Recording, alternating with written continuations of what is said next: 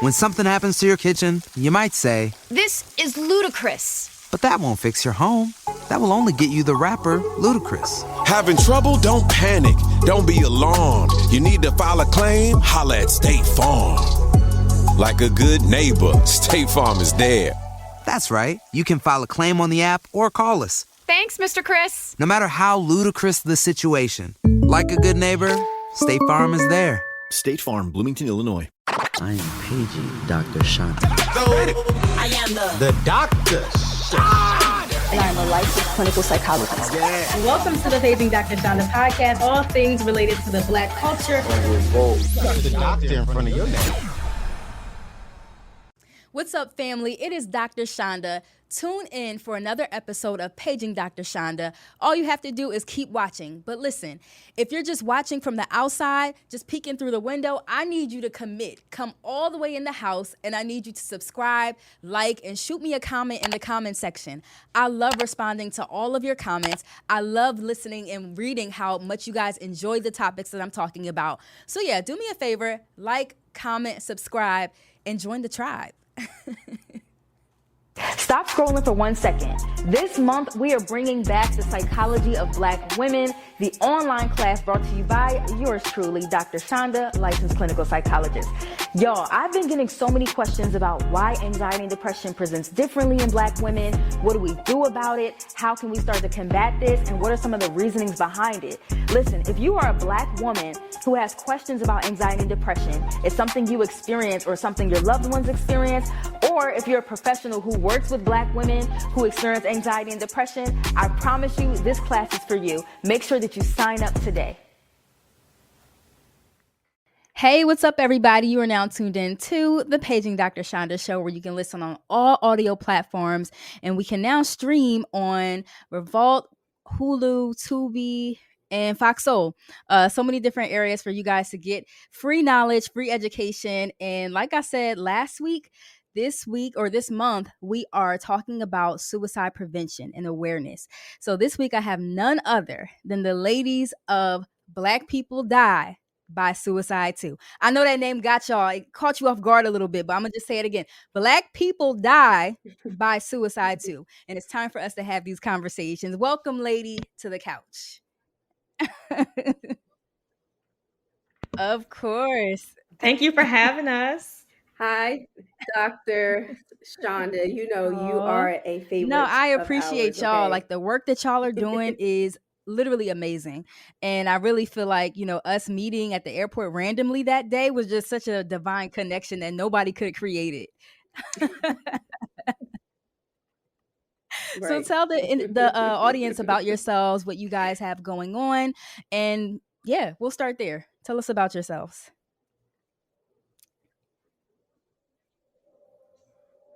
Well, You want to go? sure, I will start. Okay. Hello, everyone. My name is Jordan Scott. I am the co-founder of Black People Die by Suicide 2. We are a relatively new nonprofit, Amazing. just a little over a year. And our mission is to normalize the conversation about suicide in the Black community, provide resources to individuals who are struggling, are looking for connection, and most importantly, provide hope to people who would otherwise feel that suicide is the only way out. Yes, our name is very intentional. It is meant to catch your attention and send a message. Black people, it is time for us to address No, look in the our camera when you say pains, it. Look our in the camera hurts. when you say it. No longer, look, it is time for us to address our pain and take care of ourselves and our mental wellness. It's so important. I know we're such a strong and resilient people, but I don't want you to feel like you can't get help because of that, because there is Period. help I'm here out here. I am. Yes, Jordan, I don't even know if I need to add anything to that. I am T-Kea, co-founder and executive director of Black People Die by Suicide 2, person with lived experience. So I am a suicide attempt survivor.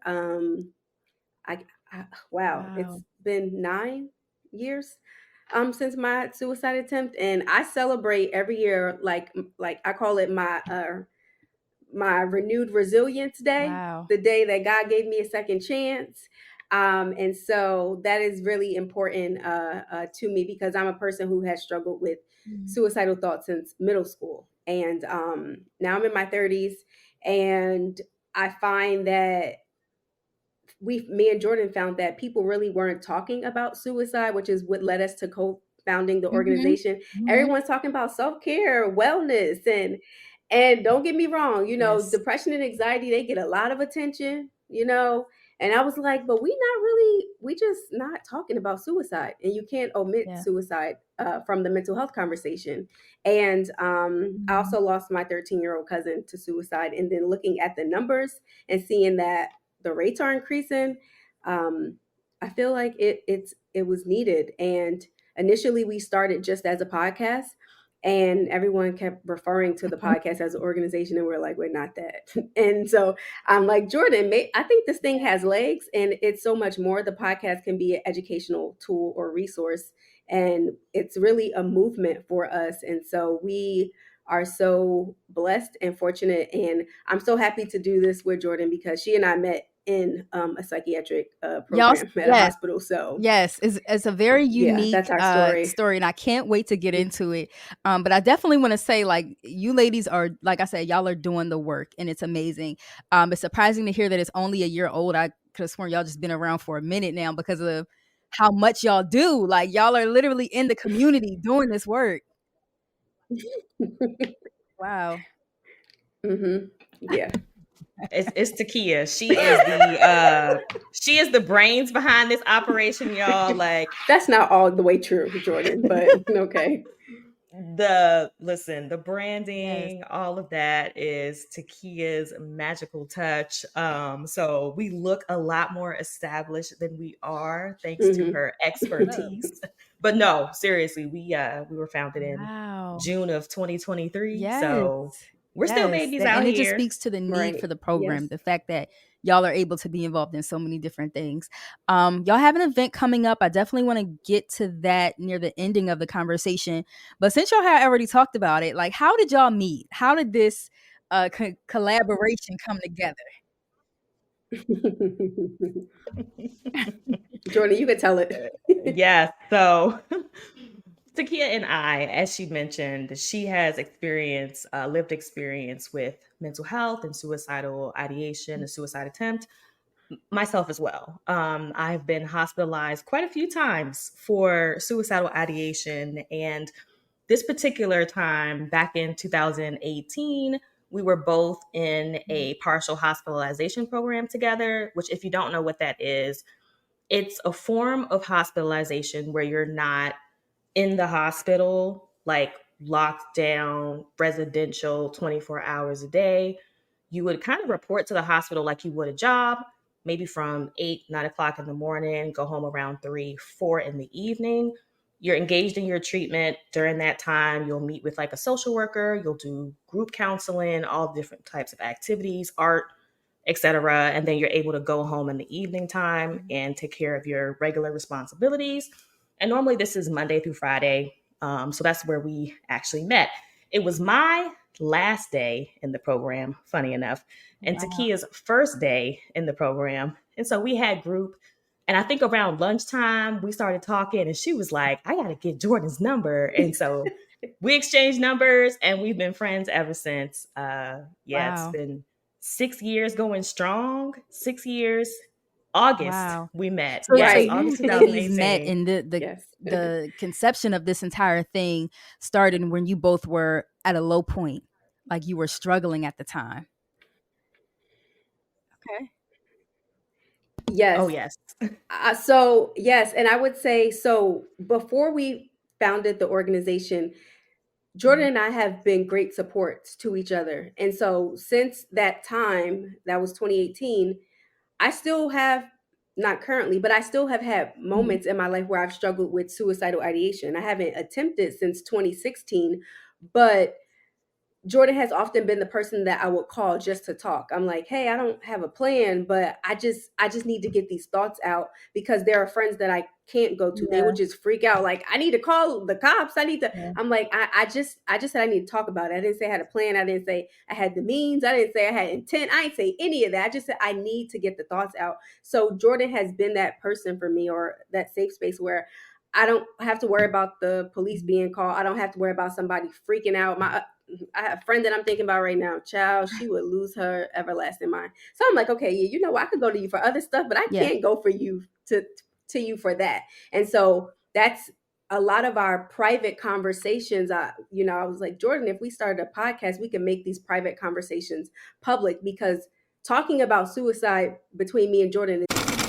McDonald's Change of Fashion program is helping boost the careers of 5 rising Black designers. Why does it matter? We asked fashion journalist Zoe Washington. Black culture has a major influence on fashion that helps the industry generate $350 billion in the U.S. alone, but only 7.3% of American designers are Black. So McDonald's is helping boost the careers of 5 rising Black designers. Learn more on IG at WeAreGolden. Statistics provided by ZP.com as of 2021 and Statista.com. It's very normal. Amazing. And so that's really what we're that's working amazing to that do y'all within our normalized it. organization. Like, it's not a taboo topic, because there is a stigma associated with suicide, especially amongst us, like the melanated folk. Like, it is what it is. Right. And I wonder, like, what Yup. made you guys choose the name Black People Die by Suicide too? Like, what's it's very intentional. So like, what tell me about that. Go ahead, Kea. This was Kea's brain baby.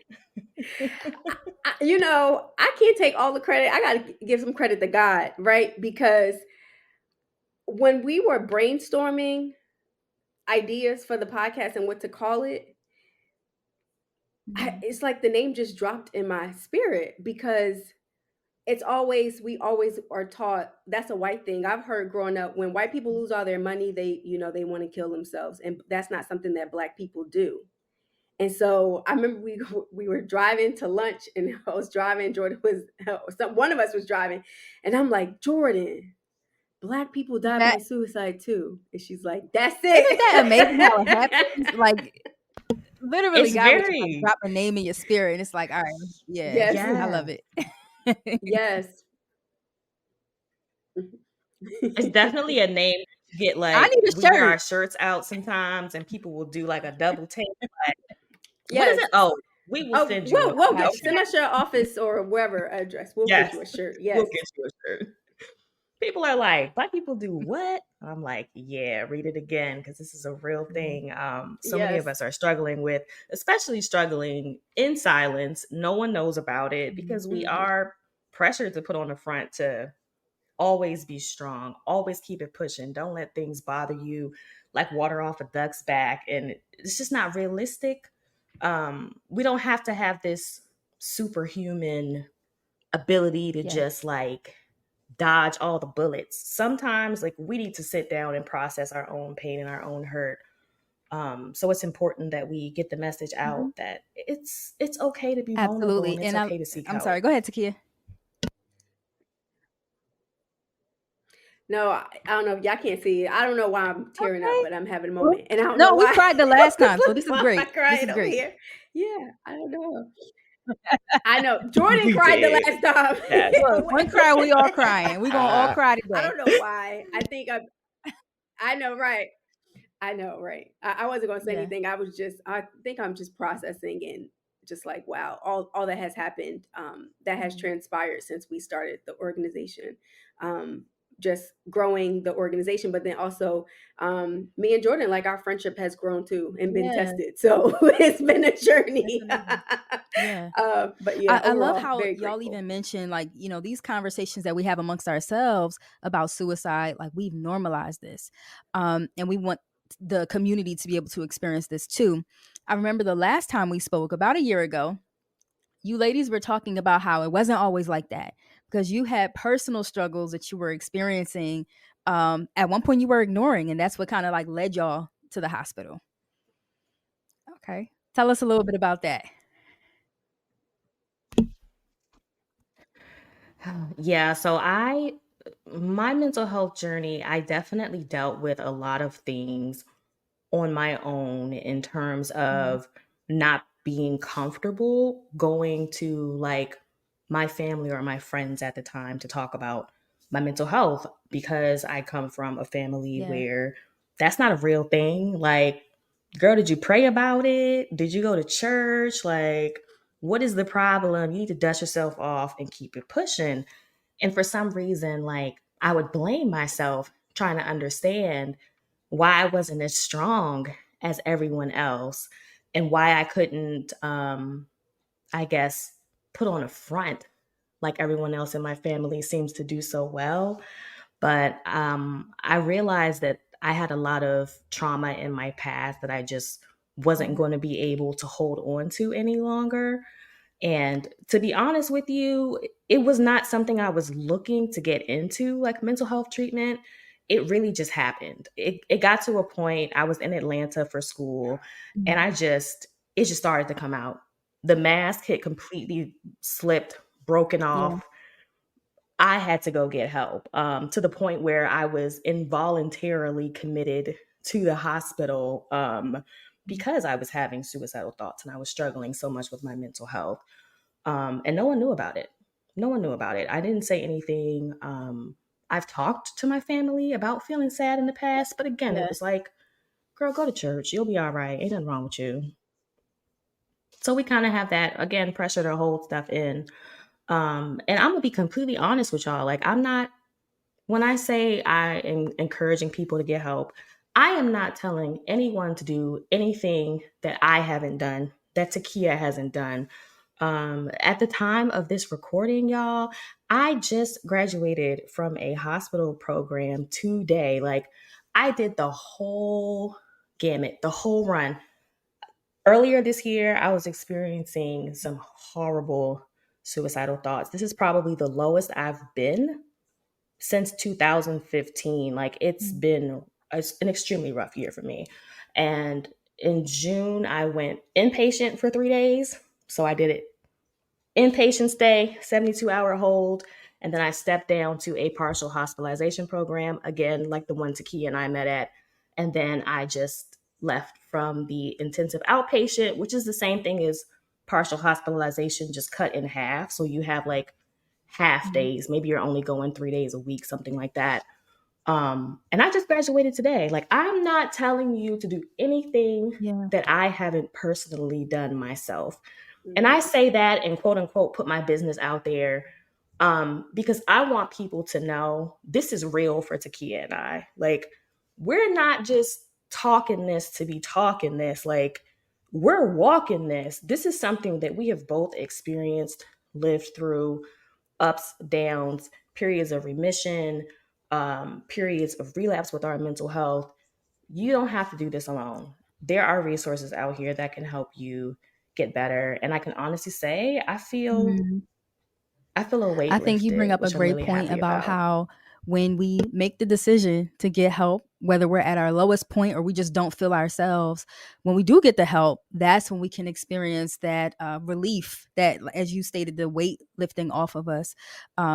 So the shame and the stigma, it's just not worth it. Keeping everything to ourselves. So I'm happy that you shared that. Yeah, absolutely. Yes. Thank you. Okay. I don't know Your what to add to experience. that. What led you to I'm yeah. So as I mentioned, I started struggling with suicidal Mhm. thoughts around 11. I was in middle school. Fast forward to graduate school, and at that time, I felt like my childhood trauma and then the challenges of being a young adult ish, because I was like 24, I guess, at the time. So I feel like my present and then like trying to get through graduate school and then trying to be an adult in trauma. I feel like the past and the present were just colliding and it was like too much. And so I said, I want out. Never told anyone that I was experiencing the thoughts, but I said indirect things to people. And at the time when I wind up going into the hospital, I was much more direct to a friend, and I had said like, "Oh, I wish I wasn't here anymore." And I did attempt, and it just so happened that the police officers came to the house in time. And when I got to the hospital, they just pretty much told me like, "We're going to commit you, or you can commit yourself." And that was the moment where I remember saying during that time, like, I'm, I'm very goal oriented and driven. So I'm like, I went to Howard and I went to Georgetown. I remember it. I don't know if she was like the clinical director over the inpatient unit, but I remember I was talking to her. I was going in, right? I was like, and I just finished working Black Girls Rock, and I blah, blah, like just going in. And she was looking at me like, okay.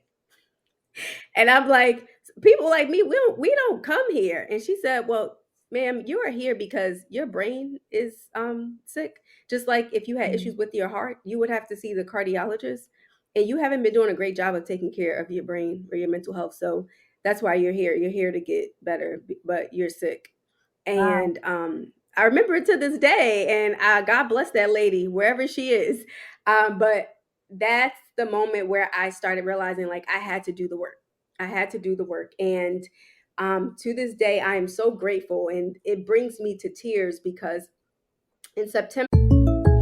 When something happens to your kitchen, you might say, This is ludicrous. but that won't fix your home.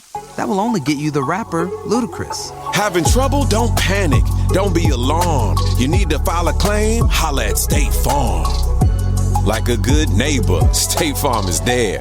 That's right. You can file a claim on the app or call us. Thanks, Mr. Chris. No matter how ludicrous the situation, like a good neighbor, State Farm is there. State Farm, Bloomington, Illinois. I've been in therapy for a very, very long time, but I've been with the same therapist. In September will be 9 years. Shout out to Dr. T. And I remember telling her yesterday when I had therapy, like, I can't believe the transformation of where I was 9 years ago until now. It is so mind blowing. I'm a completely different person. And I just told my therapist, I'm like, I'm so proud of my growth. And she's like, I know you always say I'm a great therapist. She's like, but you actually do the work, T-Kea. She's like, you're one of the few clients that you actually do your work. And I just told her I'm so very proud. And I just can't believe the transformation. That doesn't mean that I don't still have my moments, but I feel like a new person, and it feels really good. I always say that no matter how many degrees or certifications I have doing my own work, my healing I'm my hardest research project. I am a dissertation, my life, okay? Trying to figure it out. Mm-hmm. So, it's been a journey, and so that's kind of what kind of led me to making that transition as it relates to not just the field, but like Jordan mentioned, like we are really doing the work. We're really encouraging and telling people like we haven't arrived, if you will. A lot of times when people may be talking about mental health, they coming from a place of it's like, okay, but we're individuals who live with chronic mental health conditions. Bipolar disorder is not just, I'm just not going to wake up and it's not going to be there. Like it don't quite work like that. And so I'm just overall really grateful. And it shows that you can have a mental health diagnosis or multiple, and you can still thrive and live a very healthy life. But you have to both of you ladies highlight how Black women specifically, like when we are experiencing emotional distress, we tend to exert more effort in our careers and our goals. Like I'm just going to outwork this and then I'm just going to ignore it. And that's when we say like, I went to Howard. I'm a doctor. I don't belong in this hospital. Like we say those types of things. So as you ladies are kind of like walking through your healing journey, because it is a journey, what helps you to continue to prioritize your overall mental health and to recognize if you are getting back into that place of suicidal ideation?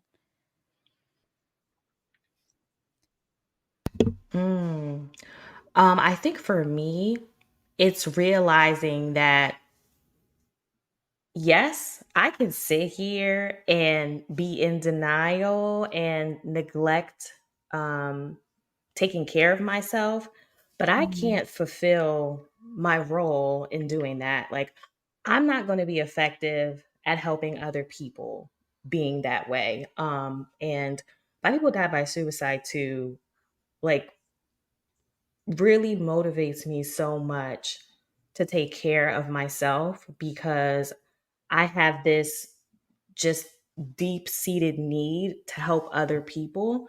I've always been like that. I've always done some type of job in the helping professions.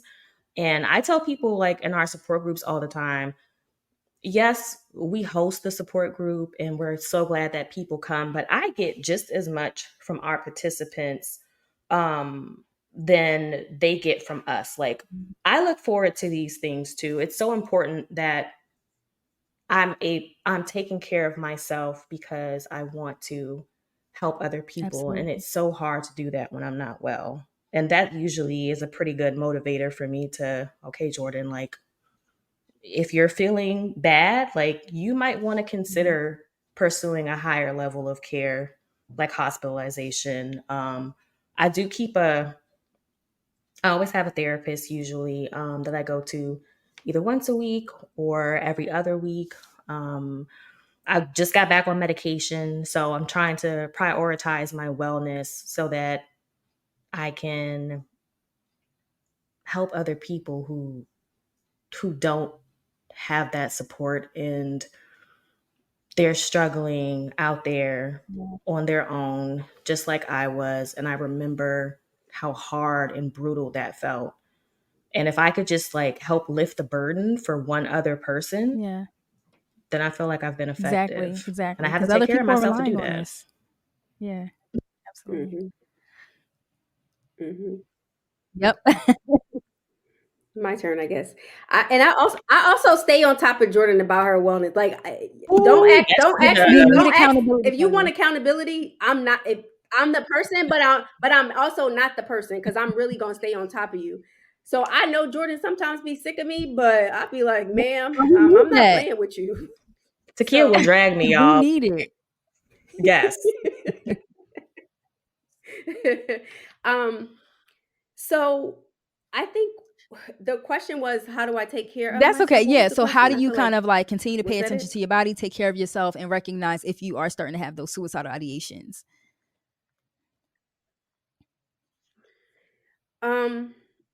Yeah, so the thing that I have noticed, when I start getting to that place, there are typically warning signs like isolation, um, maybe not eating, not going to my 5 a.m. workout classes. Everybody know Kia loves those 5 a.m. workout classes. I'm not doing these things. And what I have noticed is that when I stop doing all of the wellness things that help me to feel well, I go back faster. Like, it's very hard to get out of. It's even harder. I'm not saying when I'm struggling, it's like, okay, yes, it's hard. But if I'm not getting enough rest, because everybody know I'm really big on my bedtime, my sleep hygiene. If I'm not doing all the things that help me to feel well, then I'm going to be in trouble. And the thing is, what keeps me going or motivated is living out my God-given purpose. I believe I was not born to just pay bills and die. Black people die by suicide too, and everything that I am doing in within the organization and outside of the organization is going to live beyond me. I don't have children, and I don't want children, and Yeah. so this is part of my legacy. And so I am very motivated, and I get up every morning um, with so much anticipation and a sense of gratitude that God spared my life and allowed me to do this work. As Jordan mentioned, is so personal. And so that's part of the thing that keeps me going. And even the things that people tell me, the emails that I get, the DMs that I get, they're like, no one's really talking about this, having this suicide conversation. There are women 80 years old, 60 years old, like, oh, I heard you on the radio, or I saw you on this news outlet, or lady said, I'm 80 Oh, years old. wow. I'm struggling with depression. Can you help me find a Wow. therapist? Absolutely, ma'am. Let's do that. Let's help you find a therapist. So the things that people tell me, Mhm. it just shows me that this is not in vain, and my Yes. life is Well, also cheers to both of is you not in ladies vain. for living in your purpose and not seeing suicide as like the final result. Because we may not have Black People Die by Suicide 2 today. So we appreciate you. We appreciate your work. Tell us about what y'all have coming up and how we can stay connected with y'all. We got a whole list, Jordan, right? So I'll try to think. If I miss anything, Jordan, just jump in. So September 17th, we have a webinar that we're hosting. It's called Beyond Success, addressing suicide among executives, public figures, and high achievers. And so we have the amazing and esteemed Dr. Rita Walker, who will be on the panel. It will be streamed on our YouTube channel as well as LinkedIn as well. It will stream on my personal LinkedIn. And so we have that September 17th, 1 to 2 p.m. Eastern Standard Time. We have that happening.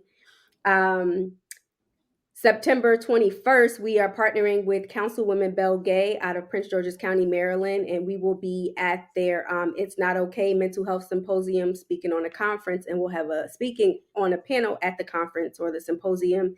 We'll have a resource table there. We'll have some giveaways. September 24th, we will be in the city of Annapolis, and we are partnering with the city of Annapolis and their No Harm gun violence initiative, gun violence prevention initiative, and their anti-dope movement initiative. And we will be hosting a community workshop in the city of Annapolis on how do you recognize the signs of suicide, best ways to support someone, where resources are available. And then we're ending the month, September 28th, with the kickback, taking steps to prevent suicide in the Black community. So come with your sneaker A game. I know everybody have their, sneaker gala. Ours a brunch. We brunching, and we have DJ Tone. It'll be in Baltimore, Maryland, at the Empanada Lady restaurant right near the Inner Harbor. And so tickets can be purchased on Eventbrite, or you could go to our Instagram, or go to our website and you can get tickets there too. Yes. So we have a very busy September. Oh. And September's my birthday, so shout out to me, okay? Happy birthday. Y'all are going to be busy. So all of these dates are on your website. You. Okay. All of the dates are, so they will be on our Instagram. Right now we only have the kickback. Okay. But if all you right, go to our we'll Instagram, definitely you'll see stay everything. updated with that. Y'all sent me the invite for the 28th. Right? Yes. Yes. Dr. Chanda, come to I come in the building. I think I'm free that weekend, the 28th. So yeah, I just gotta put it in my calendar so it's solidified. But no, no. I know how that goes. It's not gonna happen. But no. Right. Oh, I definitely will. Make sure you come with your sneaker A game though. Because we'll have some giveaways and stuff too. We got some really good ones like airline, massage gift cards.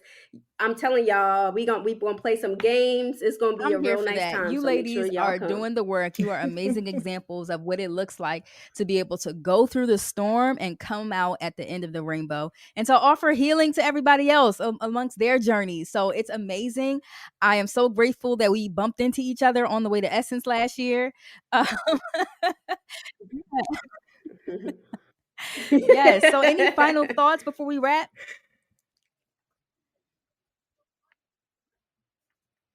Jordan? Oh man. I just want to say to anyone who is struggling and you're looking for resources, come to our website, www.blackpeoplediebysuicide2.org. Like, you don't have to do this by yourself. And if there's any way that we can support you, if you're looking for something, send us an email. We'll definitely try to point you in the right direction. We're really doing this because we want Black people to have A1 mental wellness. Like, you do not have to do this by yourself. We're here as a resource. We're here to support you. So come check us out. Yeah, come to one of our support, or just come to one of our support groups, right? We have people come from all over Canada, Florida, Texas. I'm here for that. Yeah. I'm here for that. Well, congratulations on the amazing success of your organization. Make sure you guys stay tuned with everything that they have going on at your website and your Instagram, right? Okay, perfect. Awesome. And make sure that you guys tune in next week to the Paging Dr. Chanda show, available on all audio platforms as well as various streaming channels. And don't forget, y'all, you have the power to create the emotions that you want to experience. God bless. See y'all next week. McDonald's Change of Fashion program is helping boost the careers of 5 rising Black designers. Why does it matter? We asked fashion journalist Zoe Washington. Black culture has a major influence on fashion that helps the industry generate $350 billion in the U.S. alone, but only 7.3% of American designers are Black. So McDonald's is helping boost the careers of 5 rising Black designers. Learn more on IG at We Are Golden. Statistics provided by ZP.com as of 2021 and Statista.com.